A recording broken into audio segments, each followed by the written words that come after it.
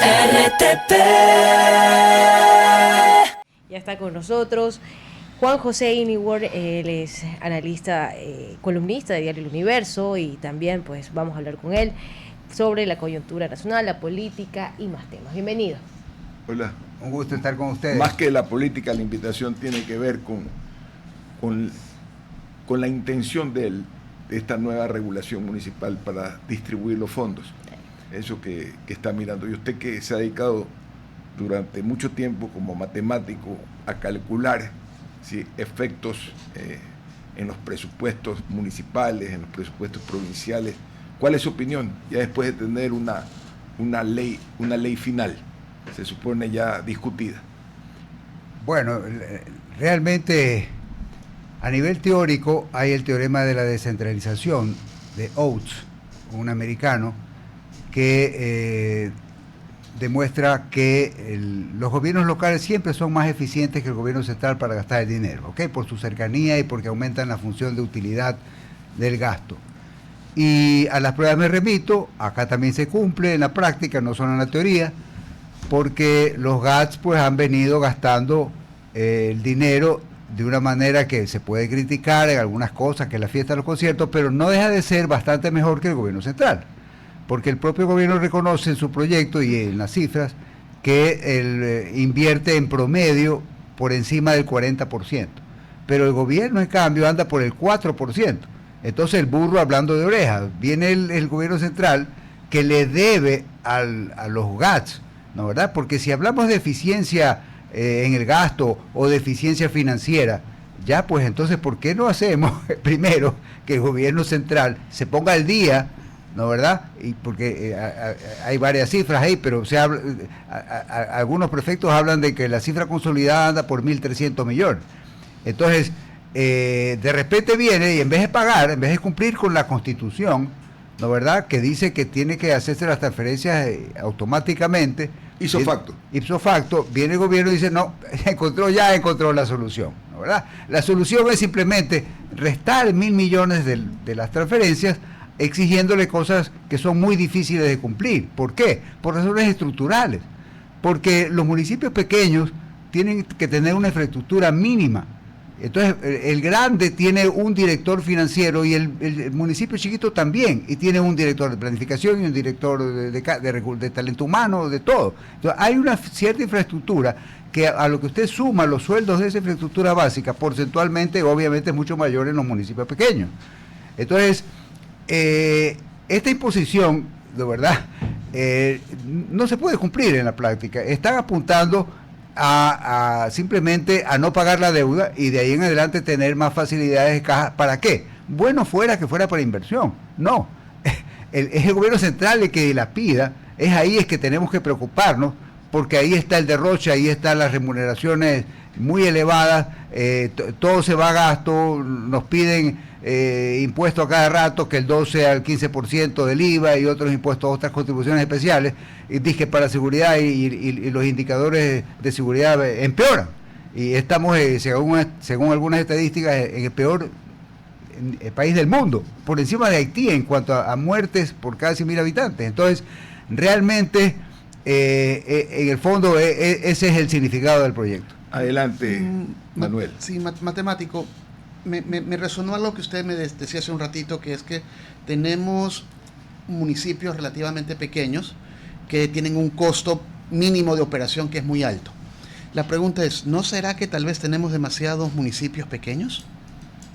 Bueno, también eso es verdad. Una época hubo la municipalitis, cada cual quería tener su bandera. Guayaquil se separó en Durán, ¿no, verdad? San Borondón es un caso distinto porque estaba el río de por medio. Pero se incumplió la ley, porque la ley decía que tenían que tener mínimo 50.000 habitantes, y es muy fácil ver que hay un montón actualmente de cantones que ni siquiera habiendo transcurrido tantos años llegan a 50.000. Entonces, efectivamente, ahí hay una situación, digamos, que habría que resolver estructuralmente, en el sentido de darle una normativa diferente a los cantones que sobrepasan una cierta cantidad de habitantes, porque obviamente sus competencias deberían ser distintas y su estructura administrativo-financiera también. Adelante, Astrid. Matemático, y en ese sentido, solamente para agregarle, el más reciente ejemplo de esta municipalización que se ha dado es el de Borbón, en Esmeraldas, un cantón realmente, ahora cantón, muy pequeño, con muchas necesidades, que para estas seccionales va a tener pues su primera autoridad. Ahora, quería preguntarle algo que tal vez no alcancé a preguntarle a la asambleísta que estuvo aquí, la asambleísta Palacios, y es el tema de la meta. Hay un meta hasta el 2028. ¿Es suficiente? Porque sí, hay normativas y hay parámetros.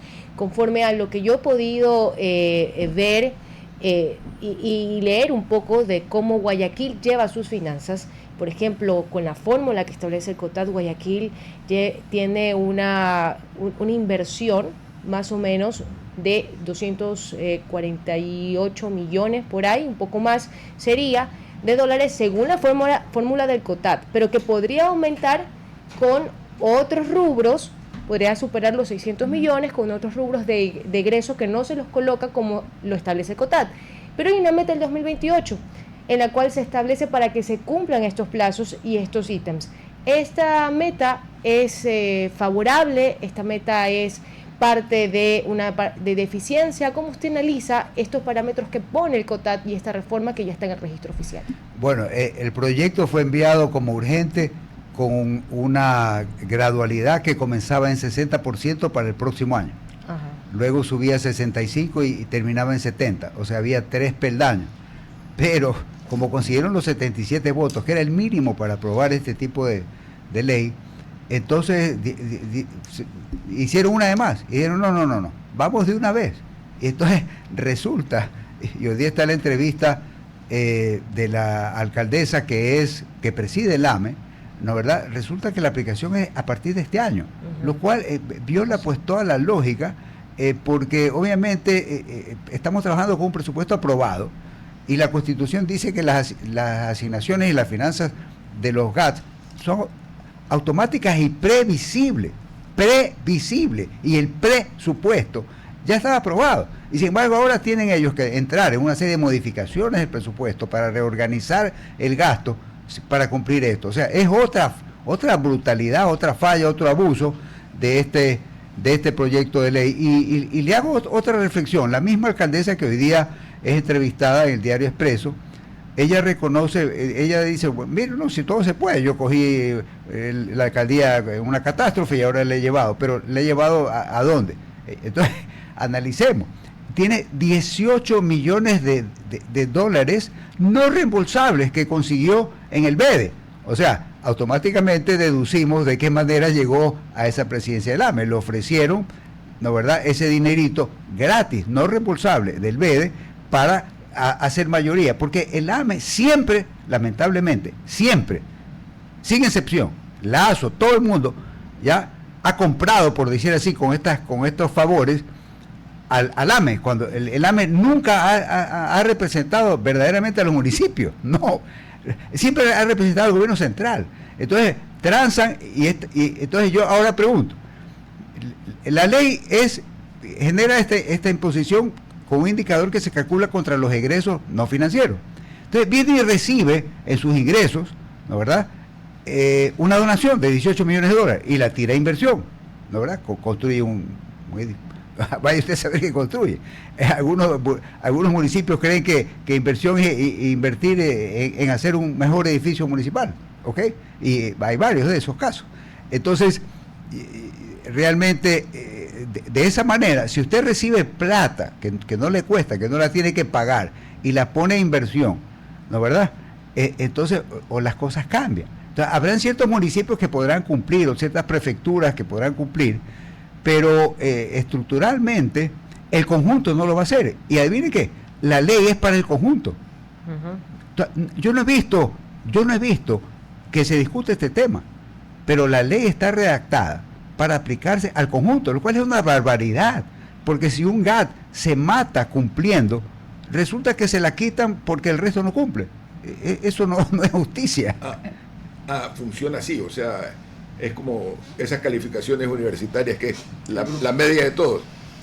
Sí, o sea, así está redactada la ley, porque la ley reforma el artículo del COTAT que se refiere a la repartición primaria que es entre el gobierno y el conjunto de los GATS. En ningún momento se refiere a la repartición del billete entre los GATS, ¿no verdad? Entonces, lo que va a bajar es la cuota para todos. Es una brutalidad este tipo de leyes. Sí, Adelante. Justamente, no es que yo no estoy a favor, yo sí creo que hay que regularizar, porque históricamente el que fiscaliza son los concejales, se supone, al alcalde, ¿no? Y obviamente históricamente todos han sido comprados, ¿no? Son alzamanos en el caso de muchas alcaldías. Mire lo que está pasando ahorita con Pavel Muñoz, ¿no? Donde tiene contras, tiene justamente concejales que no están de acuerdo con la cantidad de trabajadores, primero, el incremento de puestos y de posiciones que son absurdas, ¿no? Con títulos que no tienen sentido. Y las mejoras que se supone que las alcaldías, no solamente es un IVA que nos cobra el gobierno, pero también los municipios, en este caso el municipio de Guayaquil, las mejoras es hacer un hueco, porque yo voy mucho al sur, ¿no? Donde reparas 1 metro cuadrado y tú hablas eso de mejoras para incrementar justamente los impuestos. La pregunta es, ¿usted cree que hay necesidad de que los concejales realmente cumplan una función más que estar de acuerdo en cómo los presupuestos son usados, ¿no? Dentro de un municipio?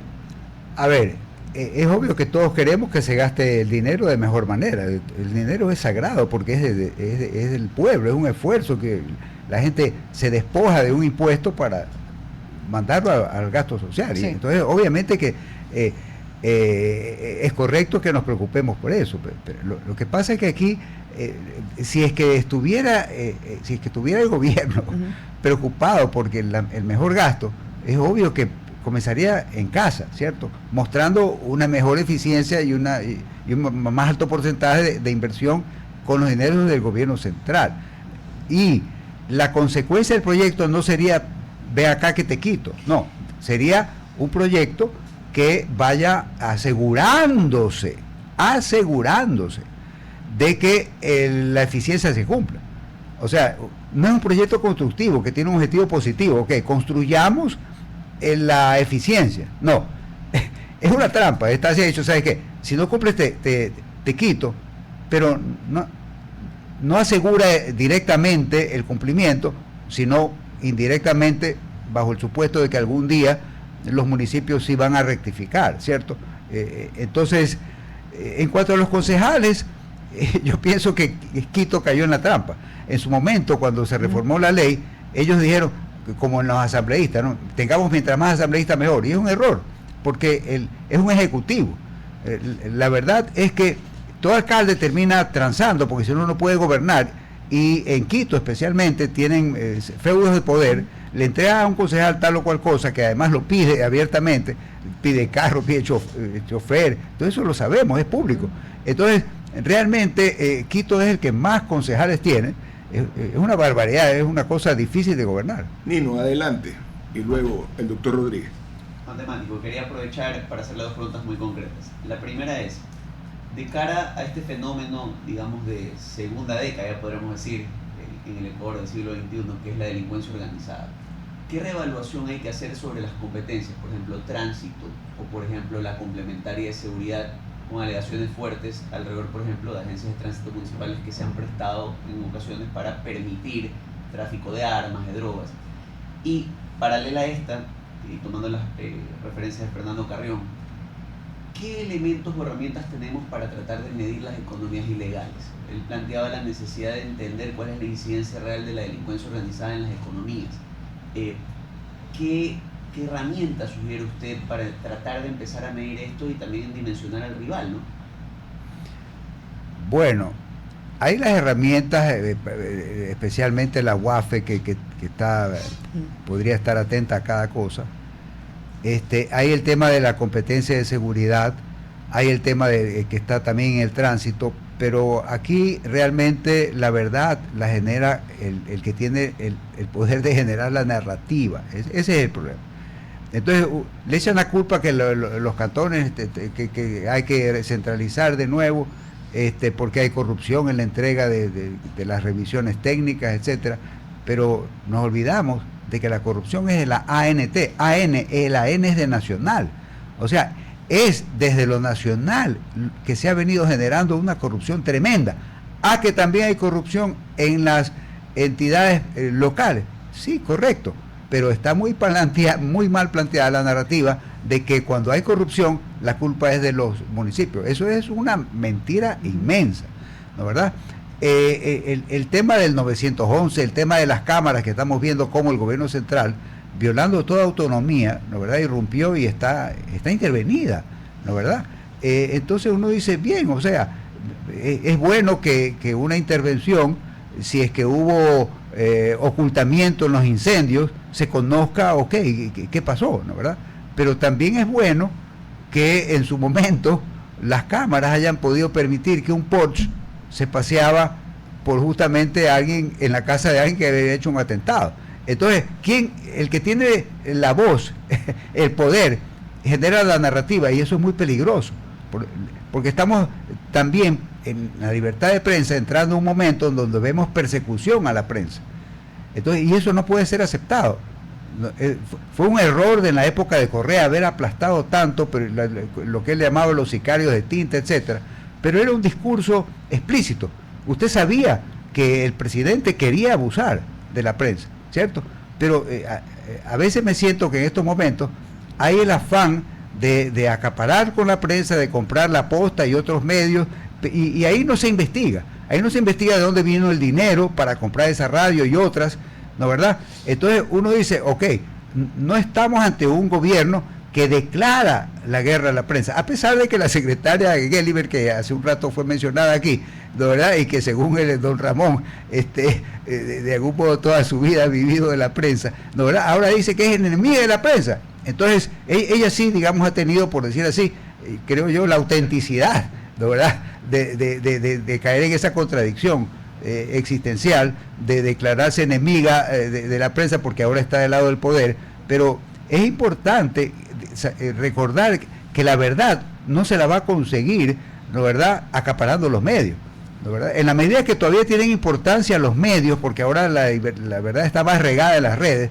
¿no, verdad? Esto no puede suceder y debemos estar atentos. Ahora, el tema de los indicadores que usted dice es difícil porque los indicadores que tenemos a la mano es con cuántas personas nos topamos que están pagando vacunas, ¿no, verdad?, a todo nivel, a nivel empresarial, a nivel de ciudadanos, incluso de escasos recursos, ¿no, verdad? La persona que hace la limpieza en una empresa que yo conozco, realmente, o sea, me dice, en Esmeralda Chiquito, hay gente que si no paga, le dan bala, ¿ya? Esta semana un albañil que había sido amenazado, que vive por la 8, por el puente de la 8, y que se había cambiado, porque como no quiso pagar, bueno, lo ubicaron varios meses después y le dieron balas, 3 balas en las piernas, en el estómago y en el brazo, y gracias a Dios no la han matado todavía, pero este tema realmente es crítico y obviamente no existen indicadores confiables, ¿ya? Sobre todo porque hay una UAFE, vuelvo al tema de que las vacunas, por si acaso, de lo que yo tengo entendido, se pagan, escúcheme bien, en cuentas. Más del 80%. Exactamente. Entonces usted me va a decir a mí que usted no puede detectar y que usted no puede luchar contra la vacuna. Es obvio. La gente, yo conozco de casos que han denunciado ante la gente del gobierno, ¿sabes qué? Tuve que pagar esta vacuna, aquí está la cuenta, y queda en nada. Entonces uno vive en la sensación de que estamos, de que todo está mal, como escribía el otro día César Febres Cordero, y de verdad, todo está tan mal y sin embargo no pasa nada, ¿ya? En definitiva, son temas, de aquí que usted toca, muy importantes, pero difíciles de resolver, de verdad. Lo que está claro es que la UAFE no hace lo suficiente para estar encima de esta gente. El doctor David Rodríguez con la última pregunta. Muchas gracias, don Ramón. Solamente para hacer una precisión a lo que inicialmente comentaba nuestro invitado, el matemático Igor. Definitivamente está pasando con frecuencia que lo que se aprueba en la Asamblea Nacional muchas veces está siendo distinto o de lo que se vota en los legisladores. Y yo sí detecto ahí un tema de irretroactividad de la ley que daría pie a una inconstitucionalidad de forma, porque se está haciendo que esa ley aplique para una situación jurídica ya consolidada, que fue la aprobación de los presupuestos. En ese sentido, creería que vale la pena que más personas se pronuncien, que haya más espacios para que estas situaciones no se consoliden, porque no le hace bien, no es que no le hace bien al municipalismo, no le hace bien al Estado de Derecho, ¿no? Y eso es lo que está ocurriendo de cara a tener una democracia sana, ¿no? Yo creo que la forma como se están aprobando las leyes no permite tener una democracia sana. ¿Qué le parece? Así es, y no solo el tema de lógica común, pues de que no pueden afectar el presupuesto que está en curso, ya aprobado, sino también hay varios artículos de la Constitución que dicen claramente, ¿no verdad?, que las finanzas de los GATS son autónomas. Y obviamente aquí hay una interferencia radical, porque le están imponiendo una cierta manera de gastar, ¿no verdad? Que es bueno. Está bien, pero no tienes derecho a imponerme esa. Aplícatela tú primero y después me vienes a exigir. Entonces, quizás lo mejor que le pueda pasar al gobierno en el plano político es que la Corte Constitucional, que hasta aquí termina siendo un poquito el único ámbito donde no tendría poder absoluto, ¿cierto? Quizás decía lo que le convenga al gobierno políticamente es que se la nieguen, ¿no verdad? Porque se vienen las elecciones y yo pienso que esto va a pesar, porque todos los alcaldes del país tendrán, ¿no verdad?, podrán rasgarse las vestiduras diciendo que les han quitado el dinero, etcétera, etcétera. Así que ese sería mi comentario un poco irónico respecto de este proyecto. Si no hay ironía, no está JJ aquí. Laura, querida Astrid. Don Ramón, ya 8:31 de la mañana. Bueno, hoy día con base llena, hasta el punto que aunque llegó temprano César, presume haber llegado temprano César, no había banca para el que llegó tarde. Y el que vino, y como llegaste tarde... Perdió su banquito. ¿Cómo? ¿Cómo es el perdido su... ¿Cómo es el que llegó tarde? No le van a hablar de Quito. No. Oye, el otro día alguien en un chat bromeaba de que el que se fue a Quito perdió su banquito. Pero no es exactamente así. Eso salió un poco cuando el presidente Francisco Robles, pariente suyo, del cual efectivamente yo desciendo, ese presidente se trajo la capital de Quito a Guayaquil. ¿Ya? Y por si acaso él usaba la banda presidencial celeste porque ese era el color de la bandera en esa época. Desde el 6 de marzo del 845 se terminó la Gran Colombia, la tricolor quedó afuera, y del 845 hasta Robles, la verdad, ahí vino García Moreno y trajo la tricolor otra vez. Bueno, él se casó con una quiteña y regresó toda la... Pero a lo que voy es que él se vino de Quito y fue derrocado acá después con el tiempo. Entonces es más bien el que se va de Quito pierde su banquito. Así que César, te fuiste de Quito, perdiste tu banquito. Gracias, querido amigo, por habernos acompañado esta mañana en la mañana de RTP. Mañana estaremos 5 minutos antes de las 7 con ustedes. Un abrazo. RTP